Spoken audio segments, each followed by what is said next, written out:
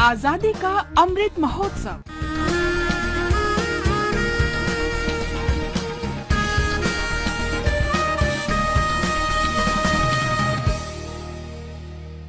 आजादी का सफर आकाशवाणी समाचार के साथ। आज की कड़ी में हम महान क्रांतिकारी स्वतंत्रता सेनानी अर्धेंदु दस्तीदार को उनकी पुण्यतिथि पर श्रद्धांजलि अर्पित कर रहे हैं। 1930 में 24 अप्रैल को उनका निधन हुआ था। अर्धेंदु अपनी किशोरावस्था में ही परिवार छोड़कर चटगांव में मास्टर दा सूर्यसेन के नेतृत्व में रेवोल्यूशनरी पार्टी के सक्रिय सदस्य बन गए थे।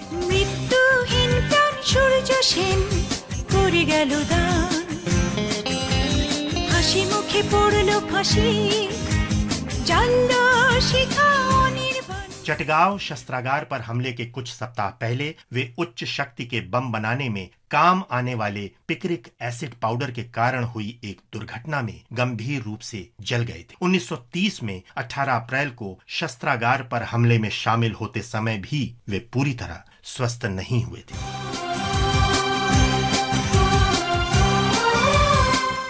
22 अप्रैल को जब क्रांतिकारियों ने जलालाबाद पहाड़ियों में ब्रिटिश सेना से मोर्चा लिया तो अर्धेंदु को पेट में गहरी चोट लग गई, जिसके कारण वे बेहोश हो गए। अगले 23 अप्रैल को कुछ गांव वासियों ने पहाड़ी की चोटी से अर्धेंदु को घायल अवस्था में पड़ा देखा और उन्हें चटगांव अस्पताल ले जाया गया। उन्होंने ये बताने से इनकार कर दिया कि चोट कैसे लगी है। वे चट्टान की तरह अचल और अडिग थे। कुछ और घंटों तक अर्धेंदु मौत से जूझते रहे और आखिरकार 24 अप्रैल 1930 को उनकी मृत्यु हो गई। स्वदेश की माटी के महान सपूत अर्धेंदु दस्तीदार को हमारा सादर नमन। झूमे जहर चरण के नीचे मैं उमंग में गाऊं, ओ तान तान फन प्याल की तुझ पर मैं बांसुरी बजाऊं। यह बांसुरी बजी माया के मुकुलितया कुंचन में, यह बांसुरी बजी अविनाशी के संवेश गहन में।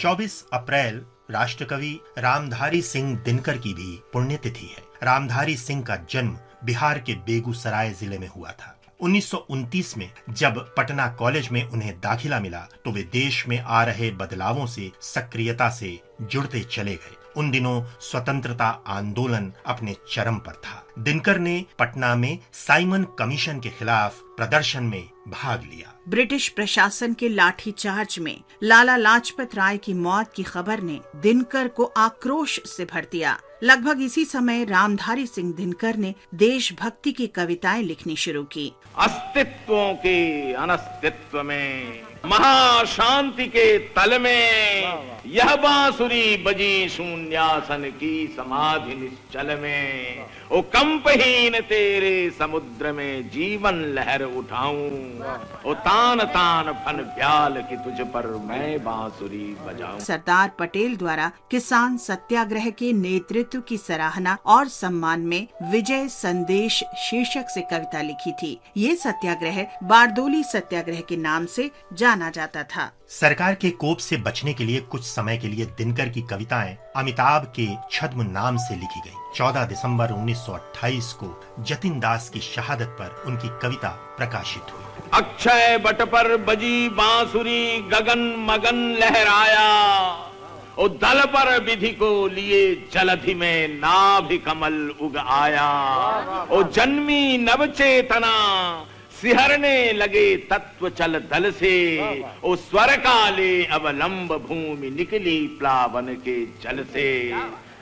अपने आर्द्र बसन की वसुधा को फिर याद दिलाऊं, ओ तान तान फन भ्याल की तुझ पर मैं बांसुरी। दिनकर ने आरंभ में भारतीय स्वाधीनता संग्राम में क्रांतिकारी आंदोलन का समर्थन किया था, लेकिन बाद में वे गांधीवादी आदर्शों के समर्थक हो गए। समय के साथ साथ दिनकर की ख्याति एक सशक्त कवि के रूप में स्थापित हो गई। उनकी रचनाएं स्वाधीनता संग्राम की धड़कन बनकर पाठकों के हृदय में गूंजने लगी। उन्होंने बहुत ही सरल और सीधी शैली में लोगों तक देशभक्ति की भावना को अपनी कविताओं के माध्यम से पहुंचाया। 1935 में उनकी कविताओं का संकलन रेणुका शीर्षक से प्रकाशित हुआ। इसकी एक प्रति महात्मा गांधी को भी भेंट की गई। ओ नीतिकार तुम झूठ नहीं कहते होगे, बेकार मगर पगलों को ज्ञान सिखाना है।